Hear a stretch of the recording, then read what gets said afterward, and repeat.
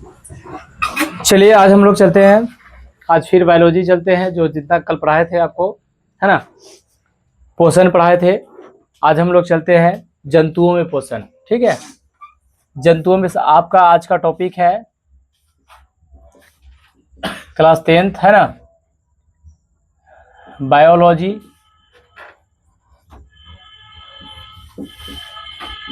जीव विज्ञान, है ना। चलिए आज हम लोग चलते हैं जंतुओं में पोषण। जंतु किस प्रकार से पोषण करता है, जंतुओं में पोषण, जंतु किस प्रकार से पोषण करता है, उस चीज को हम लोग चलते हैं, है ना। जंतु में पोषण किस प्रकार होता है, ये जंतु अपना भोजन कैसे तैयार करता है, ठीक है, उस चीज को जानते हैं। आप एक चीज से देखिए, जितने भी जीव होते हैं संसार में, जितने भी जीव है, सब अपना अपना पोषण क्या करता है, अलग अलग तरीके से करता है ना।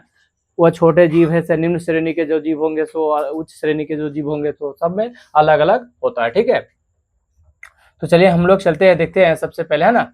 अब देखिए जंतु में जैसे निम्न श्रेणी के जो जंतु होते हैं, निम्न, है ना, निम्न श्रेणी के जो जंतु होते हैं, निम्न श्रेणी के जंतु, है ना, वो जो भोजन करता है वो किसके माध्यम से करता है। जैसे अमीबा इस निम्न श्रेणी में आ जाता है, अमीबा, अमीबा आ जाता है, अमीबा आ जाएगा। अमीबा क्या आता है, अमीबा अगर देखा जाए तो एक कोशिकीय जीव है ना। अमीबा जो है अगर देखा जाए तो एक कोशिकीय जीव है, एक कोशिकीय जीव है ना। अमीबा क्या है, एक कोशिकीय, मतलब वन सेल वाले जीव, है ना। ये जो होता है अनसेलुलर होता है ना, अनसेलुलर, अनसेलुलर होता है, वन सेल वाले होते हैं। तो क्या होता है कि ये जो भोजन करता है ना, अमीबा जो भोजन करता है वो किसके माध्यम से करता है, या कूटपाद के माध्यम से, है ना, कूटपाद के माध्यम से भोजन ग्रहण करता है ना, भोजन ग्रहण करता है, कूटपाद के माध्यम से भोजन करता है। तो देखिए इससे एक ऑब्जेक्टिव पूछता है, ठीक है, इस चैप्टर से अगर देखा जाए तो अमीबा के बारे में तो पूछबे करता है ना, लेकिन अमीबा किसके माध्यम से भोजन ग्रहण करता है, तो कूटपाद के माध्यम से भोजन ग्रहण करता है। ये हो गया अमीबा। अमीबा क्या होता है, एक कोशिकीय जीव है। क्या है, एक कोशिकीय जीव है जो मृदुए जल में, मृदु जल में रहता है। ठीक है, अब आ जाता है देखिए उच्च श्रेणी। अब जो है कि उच्च श्रेणी के जंतु आता है ना, तो उच्च श्रेणी के जंतु में क्या हो जाएगा, उच्च श्रेणी, है ना, उच्च श्रेणी के जंतु, है ना। तो उच्च श्रेणी के जंतु में भोजन कैसे होता है, तो इस चीज को जानिए। उच्च श्रेणी के जंतु में एक विशेष, उच्च श्रेणी के जंतु में, जो उच्च श्रेणी के जंतु विभिन्न प्रकार के, है ना।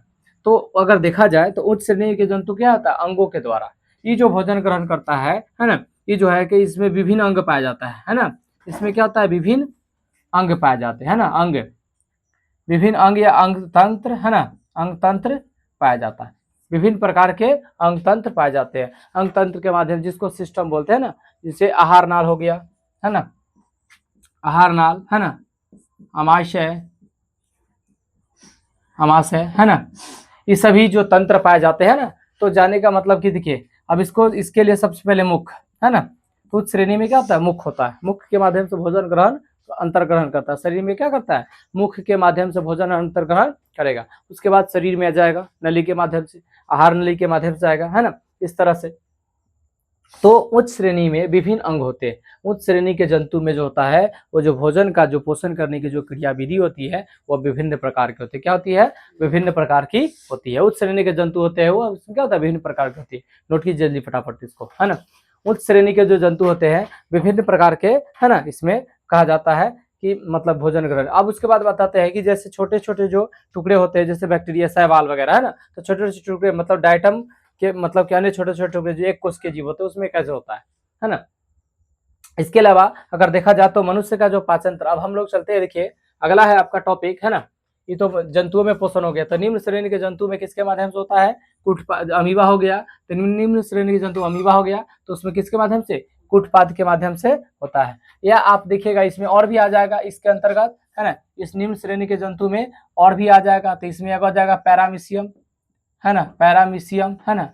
तो पैरामीशियम इसका आकार कैसा होता है, चप्पल के जैसा होता है। किसके माध्यम से होता है, इसके जैसा, चप्पल के जैसा होता है। ठीक है, तो जरा ध्यान दीजिए, है ना। अगर अमीबा की बात करें तो अमीबा आपको बता देते हैं, इस तरह से अमीबा होता है। इस तरह से क्या है, ये क्या है आपका अमीबा है। ठीक है, ये अमीबा है। अब इस तरह से इसमें जो है कि इसका केंद्रक होता है, अमीबा का ये हो गया केंद्रक, है ना। और यहाँ पे पाया जाता है कूटपाद, है ना, कूटपाद। तो इसी के माध्यम से यह क्या करता है, भोजन ग्रहण करता है। इसी के माध्यम से क्या करता है, भोजन ग्रहण करता है। तो अमीबा किसके माध्यम से भोजन ग्रहण करता है, कूटपाद के माध्यम से भोजन ग्रहण करता है। ठीक है, अब हम लोग चलते हैं पैरामीशियम। तो पैरामीशियम किसके माध्यम से करता है, तो पैरामीशियम में आप देखो, इसमें कहा जाता है कि इसमें बहुत सारे जो है कि भोजन करने की जो प्रक्रिया होती है ना, ये जो मतलब अन्य एक कोश के जो प्राणी है ना, वह इसी तरह जो है कि एक कोश के परिणाम पर, मतलब यह अमीबा की तरह ये भी होता है ना, अमीबा की तरह ये भी होता है पैरामीशियम, है ना। तो पैरामीशियम का अगर भोजन करने का, तो ये भी जो है क्या है, पैरामीशियम, ये जो मृदु जल में अगर देखा जाए तो मृदु जलीय होता है। ये जो है मृदु जलीय, है ना, ये जो होता है मृदु जलीय होता है, मृदु जलीय प्रोटोजोआ होता है, प्रोटोजोआ, है ना, प्रोटोजोआ, मृदु जलीय प्रोटोजोआ होता है। इसमें सिलिया, फ्लैजिला, है ना, सिलिया, यह इसकी जो होता है अगर देखा जाए, इसका जो अंगक होता है किसके माध्यम से सर आता है, अंगक, इसका जो अंगक होता है ना, सिलिया के माध्यम से, सिलिया द्वारा ढका होता है, सिलिया द्वारा ढका होता है, सिलिया द्वारा ढका होता है। इसका जो आकार होता है चप्पल के जैसा होता है, चप्पल, है ना, चप्पल के जैसा इसका आकार होता है ना, इस तरह से। ठीक है, अगर देखा जाए तो ऐसे इसका आकार होता है ना, इस तरह से इसका आकार, ऐसे इस तरह इसके रूप के जैसा होता है इसका आकार, इस तरह से, है ना, इस तरह से इसका आकार होता है। इसमें ऐसे कांटेदार, है ना, रंध्र लगे होते हैं। यह पैरामीशियम का आकार है ना, इस तरह से पैरामीशियम होता है। ठीक है, इस तरह से पैरामीशियम,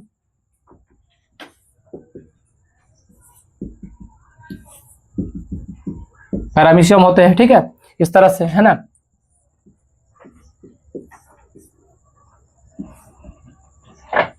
इस तरह से इसमें पूरी तरह से, है ना, भोजन करने के जो, अब देखिए इसमें जो होता है कोशिका मुख होता है, इसमें कोशिका मुख होता है ना, इसको कोशिका मुख कहते हैं, कोशिका मुख। ठीक है, इसको हम लोग क्या कहते हैं, कोशिका मुख कहते हैं।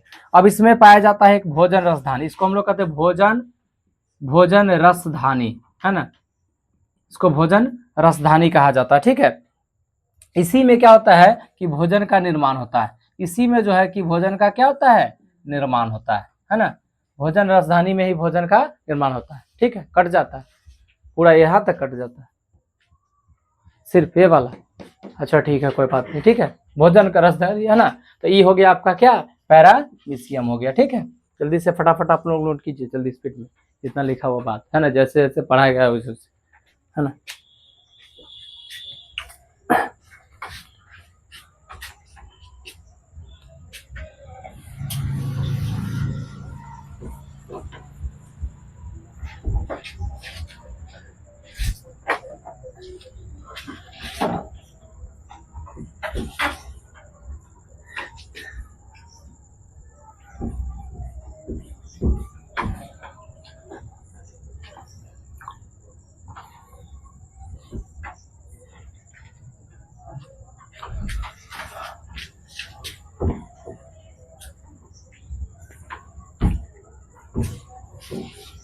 अब देखिए, अब हम लोग चलते हैं आगे, है ना, आगे हम लोग चलते हैं मनुष्य का पाचन तंत्र, मनुष्य का पाचन तंत्र,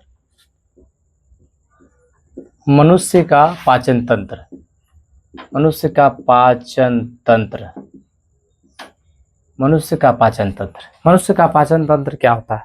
सबसे पहले उसके बाद, उससे पहले हम लोग मनुष्य का पाचन तंत्र, है ना, जैसे इससे पहले आहार नाल क्या होता है, आहार नाल, आहार नाल, आहार नाल आप जानते हैं, है ना, जिसको कहते हैं एलिमेंट्री कैनाल कहते हैं, है ना, एलिमेंट्री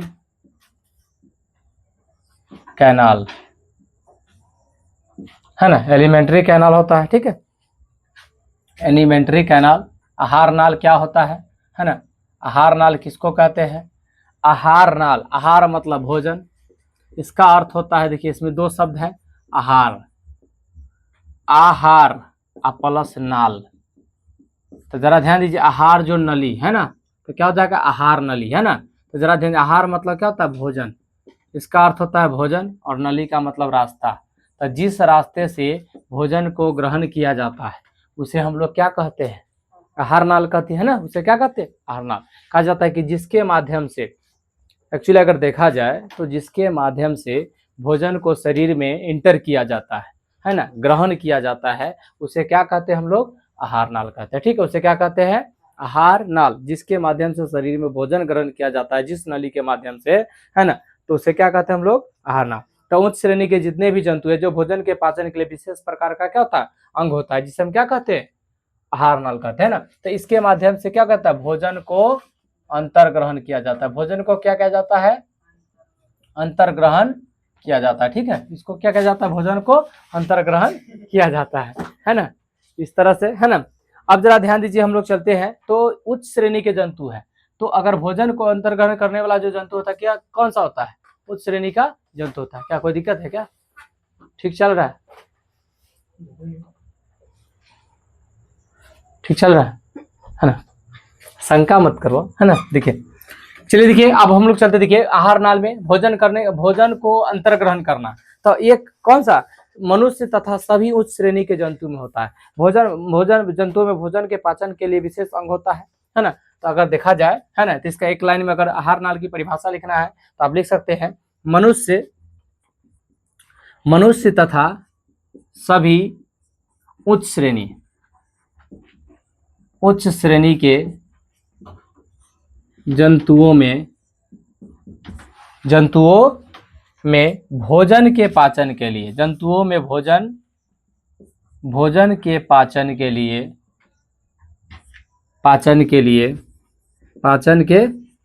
लिए एक विशेष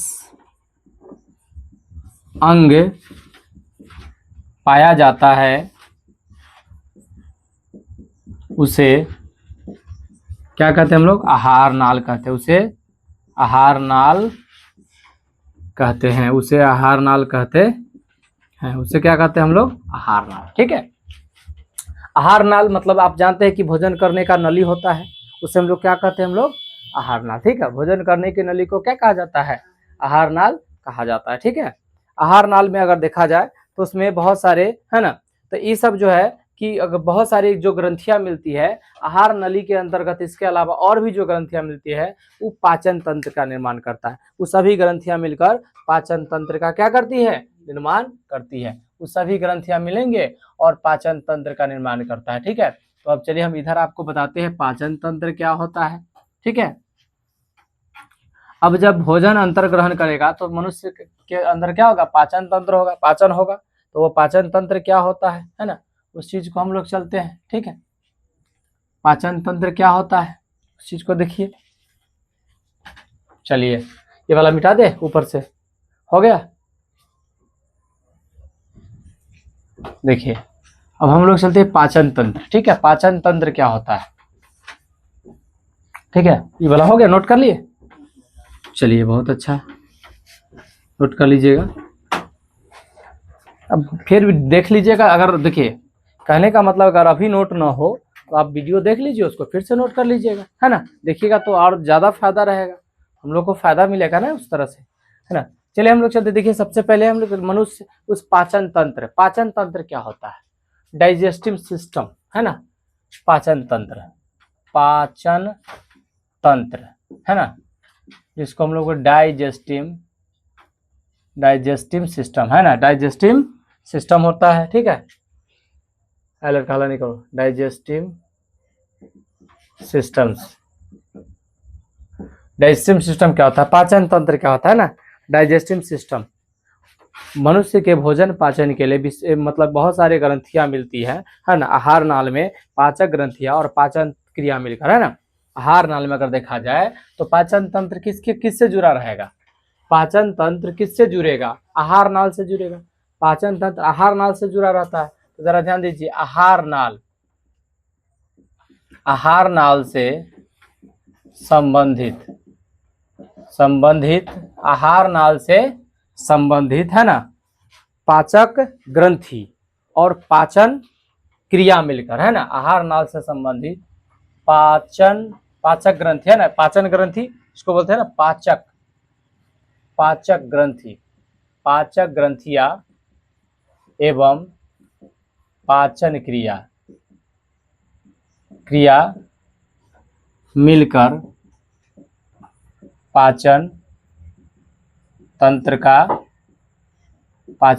का निर्माण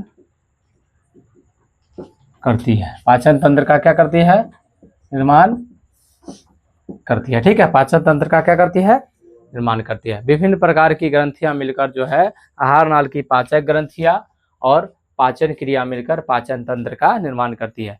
पाचन तंत्र का मतलब जो भोजन का पचाने का जो सिस्टम होता है उसको हम लोग क्या कहते हैं? पाचन तंत्र। अर्थात देखा जाता है कि देख लीजिए, एक ही लाइन में आप देख लीजिए कि जो कहा जाता है, जो भोजन को पचाता है, जो भोजन को पचाता है उसे क्या कहते हैं? पाचन तंत्र। उसे क्या कहते हैं हम लोग? पाचन तंत्र। उसे पाचन तंत्र कहते हैं। जो भोजन को पचाएगा उसे क्या कहेंगे हम लोग? पाचन तंत्र कहेंगे। ठीक है, जो भोजन को पचाएगा उसे क्या कहा जाता है? होगा पाचन तंत्र कहा जाता है। ठीक है, जो भोजन को पचाएगा उसे पाचन तंत्र कहा जाता है। ठीक है, अब देखिए पाचन तंत्र के लिए अब नली का भी जरूरी है, आहार नली, मनुष्य का आहार नाल, है ना। तो जरा ध्यान दीजिए, अगला टॉपिक आपका हो जाएगा मनुष्य का आहार नाल, है ना। मनुष्य का आहार नाल। आहार नाल देखिए, आप लोग घबराइएगा नहीं, हम हर एक टॉपिक बाय टॉपिक पूरे पढ़ा देंगे, पूरे टॉपिक बाय टॉपिक पढ़ाएंगे, एक चीज भी आपसे नहीं छूटेगी। ठीक है, एक चीज भी पूरी तरह से आपसे नहीं छूटेगी। ठीक है ना। तो हम लोग चलते हैं मनुष्य का आहार नाल। आहार नाल आप जानते हैं, है ना। आहार नाल क्या होता है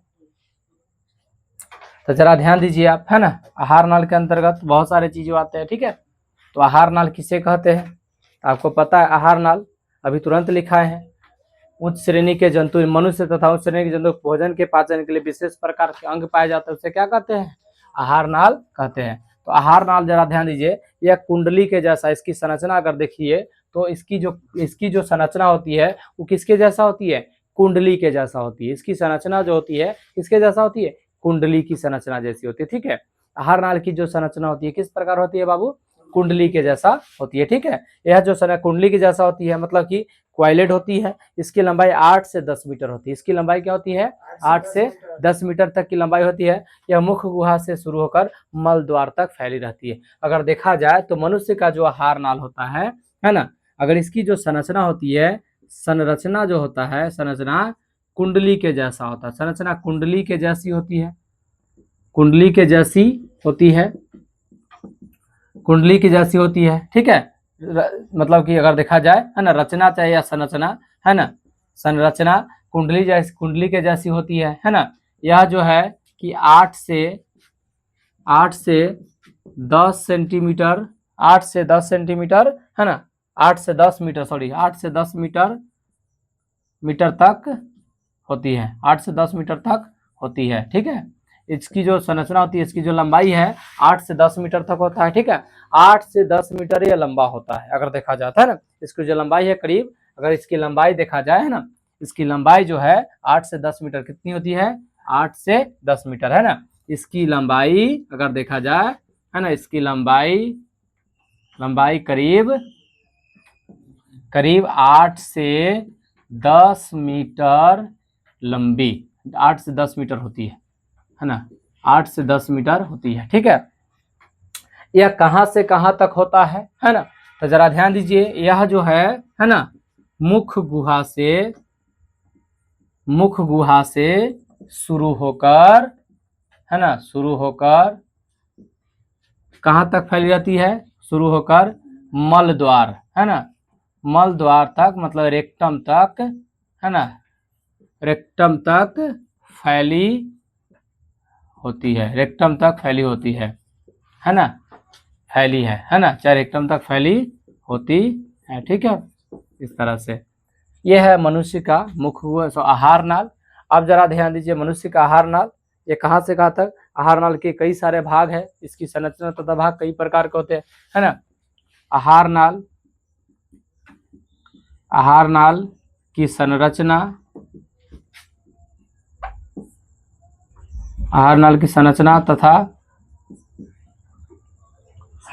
भाग, आहार नाल की संरचना तथा कई भाग होते हैं, है ना, कई भाग होते हैं।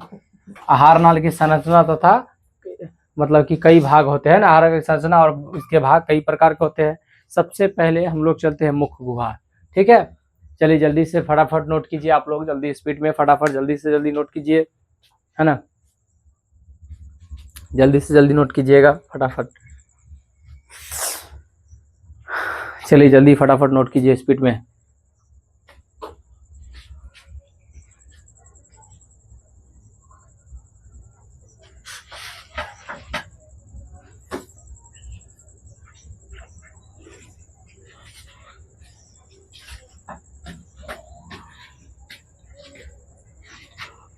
हो गया? देखिए एक बार और समझ लीजिए आप, पाचन तंत्र क्या होता है? डाइजेस्टिव सिस्टम, आहार नाल से संबंधित पाचक ग्रंथियां पाचन क्रिया मिलकर पाचन तंत्र का निर्माण करती है, जिसमें भोजन पचता है। पाचन तंत्र जिस नली के माध्यम से भोजन को पचाया जाता है, ठीक है, तो पाचन तंत्र बनता है। आहार नल मतलब जानते हैं, जिसमें जो है कि उच्च शरीर से निम्न शरीर के जंतु में जो है कि विशेष प्रकार का अंग पाया जाता है, उससे पास उसे आहार नाल कहते हैं ना, उसे आहार नाल कहते हैं, है ना। तो जरा ध्यान दीजिए, तो आहार नाल इससे संबंधित होता है। यह जो पाचन ग्रंथियां या पाचन तंत्र जो होता है वो किससे जुड़ा होगा? ये जो देखिए पाचन तंत्र जो किससे जुड़ा हुआ है? आहार नाल से, है ना। ये किससे जुड़ा हुआ है? आहार नाल से। तो जब भी हम भोजन, जो भी आहार नाल मतलब भोजन करने का जो नली है, जैसे हम लोग जो भी भोजन करते हैं वो कहाँ जाता है? नली में जाता है। और क्या है? नली में जाता है। नली में जाने के बाद वह पाचन होता है, वहां पे क्या होता है? उसका पाचन होता है। पाचन होने के बाद क्या करता है कि वह पूरी तरह से भोजन पूर्ण रूप से क्या करेगा? पचेगा, है ना, पचेगा और उसके आमाशय में जाएगा। आमाशय के बाद छोटी आंत में, छोटी आंत से फिर बड़ी आंत में, इस तरह से क्या करेगा? वो पहुंच जाएगा, ठीक है। अब यहाँ पे मनुष्य का जो आहार नाल होता है, जो भोजन को पचाने का, उसे पाचन, मनुष्य का आहार नाल क्या होता है? संरचना कुंडली, मतलब इसकी जो संरचना होती है कुंडली के जैसी होती है। इसकी जो मनुष्य का जो आहार नाल होता है देखा जाए तो इसकी कुंडली के जैसा, ऐसे ऐसे इस तरह से, है ना, इस तरह से ऐसे, इस तरह से ऐसे ऐसे, इसकी जो संरचना इस तरह से, ठीक है ना, कुंडली जैसा होता है, पूरी तरह से घुमावदार होते हैं ना, इस तरह से घुमावदार इसके संरचना होते हैं ऐसे, ठीक है, इस तरह से घुमावदार इसकी। अब देखिए मान के चलिए कि इसमें भोजन है, तो इसमें जो भोजन का टुकड़ा अगर आएगा तो देखिए ध्यान दी, इसमें भोजन का जब टुकड़ा चला जाएगा तो इस तरह से टूटते टूटते टूटते बाकी बात क्या होगा? बाहर मल द्वार के माध्यम से क्या करेगा? जो भोजन नहीं पचेगा वो मल द्वार के माध्यम से क्या करेगा? बाहर की तरफ क्या करेगा? निकल जाएगा, है ना। तो मल द्वार के माध्यम से, है ना, मल द्वार के माध्यम से, है ना, बाहर की तरफ क्या करेगा? निकल जाएगा। जो भोजन नहीं पचने वाला होता है सो, ठीक है, जो पच जाता है वह विभिन्न रूपों में परिवर्तित हो जाता है, और जो नहीं पचता है वो मल द्वार के माध्यम से बाहर की तरफ क्या करेगा? निकल जाएगा। इसकी लंबाई कितनी होती है? करीब 8 से 10 मीटर तक की होती है ना, 8 से 10 मीटर तक की लंबाई होती है। यह मुख्य गुहा से शुरू होकर कहाँ तक फैली रहती है ना, मल द्वार तक फैली रहती है, ठीक है। यह आपका पाचन तंत्र, ठीक है। और आहार नाल, मनुष्य की जो आहार नाल है, पाचन ग्रंथियां है, इसके कई भाग है, इसकी संरचना कई प्रकार की होती है। अब हम लोग चलते हैं, है ना, अब हम लोग चलेंगे, इसको क्या करेंगे? अब इसको मुख्य गुहा के बारे में चलते हैं। तो मुख्य गुहा में क्या क्या होता है सो आप भी जानते हैं, है ना, आप भी जानते हैं। देखिए सबसे पहले मुख्य गुहा, है ना, मुख्य गुहा, मुख्य गुहा, ठीक है, माउथ, है ना, जिसको बोलते हैं हम लोग माउथ, माउथ कैविटी, है ना, माउथ कैविटी, माउथ कैविटी कहा जाता है उसको मुख्य गुहा। तो मुख्य गुहा में आपको पता है कि मुख में क्या क्या होता है। तो सबसे पहले मुख में क्या होता है? 2 मांसल होठ होते हैं, है ना, 2 मांसल क्या होते हैं? होठ, लिप्स जिसको बोलते हैं ना। जिसमें क्या होता है कि सबसे पहले 2 मांसल क्या होते हैं? मांसल होठ, है ना, ओठ होते हैं, ओठ, है ना, ओठ होते हैं, ओठ, है ना, जिसको होठ नहीं बोला जाता, ओठ बोला जाता, ठीक है, ओठ होते हैं। अब जरा ध्यान दीजिए, ओठ है।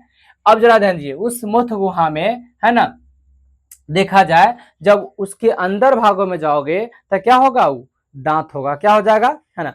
अब जरा ध्यान दीजिए, मुख्य गुहा में ऊपरी तथा निचली जबड़ा होता है, ऊपरी तथा क्या होता है? निचली जबड़ा, है ना। तो इसमें ऊपर तथा क्या होता है? नीचे जबड़े पाए जाते हैं। क्या होते हैं? जबड़े। जबड़े मतलब जानते हैं? ये वाला जबड़ा, ठीक है, ऊपर और नीचे क्या होता है? जबड़ा। इसमें जिसमें दांत क्या होता है? पूरी तरह से मिला हुआ होता है, ठीक है, दांत का जो पूरी तरह से दांत जो है जिसमें जुड़ी हुई रहती है, ठीक है।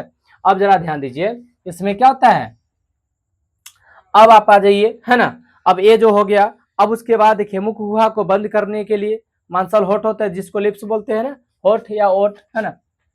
देखिए ठीक है, मांसल होठ होते हैं, ठीक है, उस तरह से। अब जरा ध्यान दीजिए, मुख गुहा में दांत होते हैं, ध्यान दीजिए, दांत, मुख गुहा में क्या होते हैं, दांत। तो जरा ध्यान दीजिए, दांत के बारे में हम विशेष रूप से चर्चा कर देते हैं आपको, ठीक है। दांत जो होता है, अगर देखा जाए तो बच्चा में कितना होता है, बच्चा में 20 दांत होता है, बच्चा में कितना होता है, 20।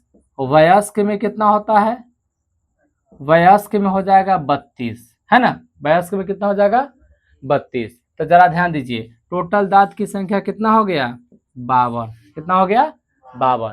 तो मनुष्य के जीवन काल में कितने बार दांत निकलता है, मनुष्य के जीवन काल में 3 बार दांत निकलता है। कितने बार निकलता है, 3 बार। मनुष्य के जीवन काल में अगर देखा जाए तो 3 बार दांत निकलता है, ठीक है।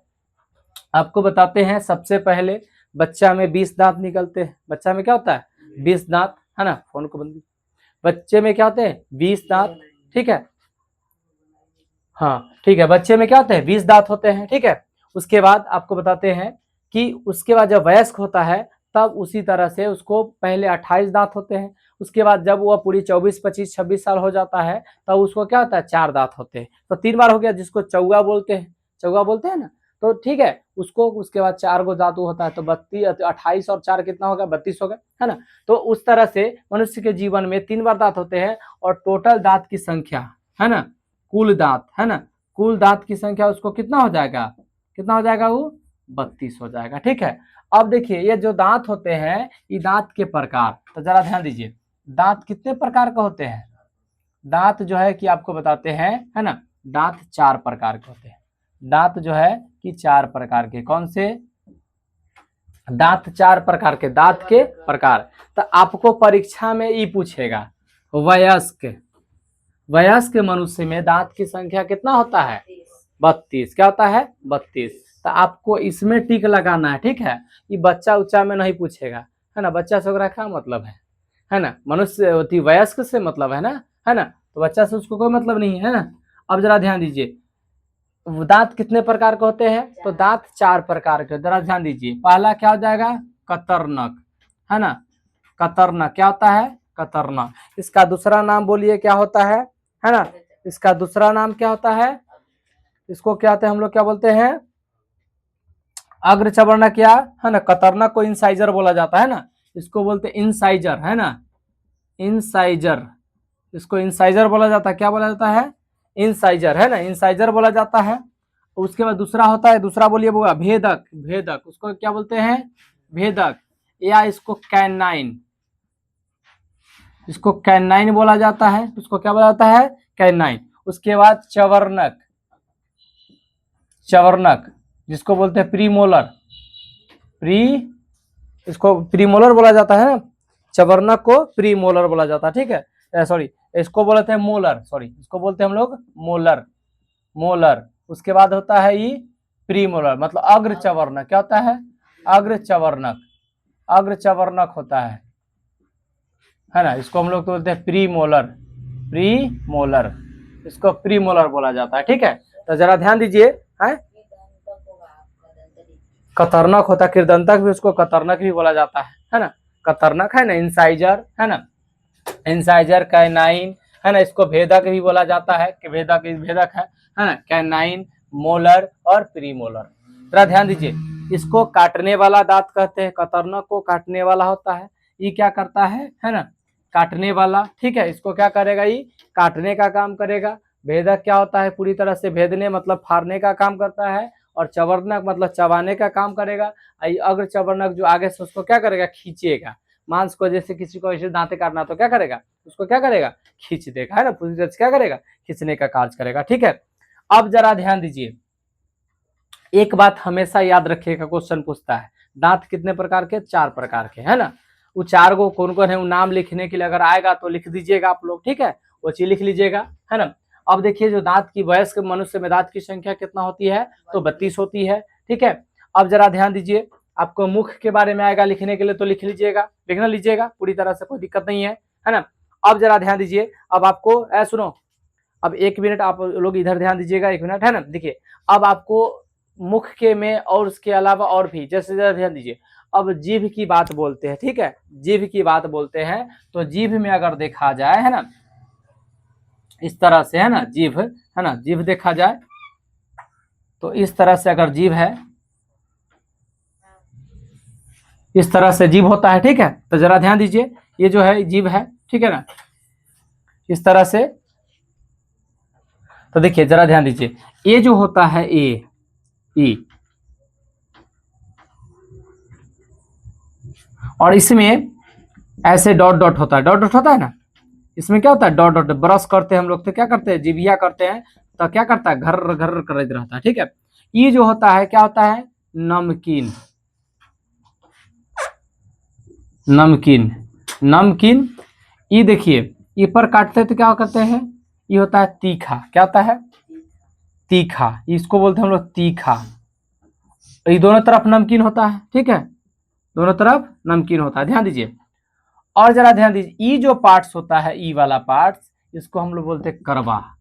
जैसे देखिए अंदर में जाने के बाद ना करवा लगता है ना, कोई चीज की कोई दवा खाता है तो कंठ तक जाता है, यहाँ से जुड़ा हुआ तब ना जाता है, वहां पे करवा लगता है कि नहीं, वहां क्या लगता है, करवा लगता है, इसको हम लोग बोलते हैं करवा, इसको क्या बोलते हैं हम लोग, करवा, है ना। तो इस तरह से जीभ होता है, ठीक है, जो भोजन को निगलने में क्या करता है, मदद करता है। तो जीभ का क्या कार्य है, जीभ का कार्य क्या है, भोजन को निगलना, भोजन को निगलने में मदद करता है, निगलने में क्या करता है, निगलने में मदद करता है, निगलने में क्या करता है, मदद करता है। भोजन का कार्य है, सॉरी जीभ का कार्य है भोजन को निगलने में मदद करना, ठीक है। तो इस तरह से आप जितना जल्दी हो सके है ना, भोजन को क्या करता है, जीभ जो है कि निगलने में क्या करती है, मदद करती है। हम इस तरह से जीभ का कार्य हो गया, फिर दांत का कार्य हो गया, है ना, फिर दांत के प्रकार हो गए, ठीक है। तो आज भर हम लोग क्या है, इतना ही चलेंगे, ठीक है। इसके बाद और भी चलेंगे, प्रकाश संश्लेषी कल बता देंगे, ठीक है,